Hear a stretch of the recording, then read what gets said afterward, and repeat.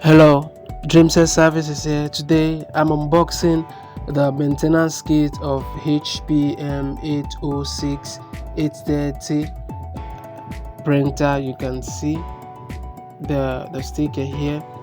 This shows the part number, and then I'm going to be unboxing this right now, and I'm going to show you also some of the components that came with it inside. I've removed some components which I'm going to show you later.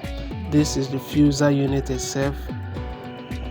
I was able to remove a cellophane paper and this component which I removed. I think this works with this is located along the ADF section of the printer. I'll show you the pickup rollers now. These are the pickup rollers that came with it. You can see the pickup rollers. You use to change the pickup rollers in each of the trays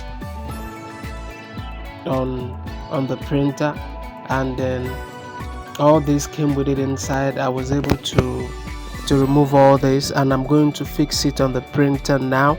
And if you need this particular fuser unit, you can just hit me up in the description below, and I will give you a link to where you can be able to get it.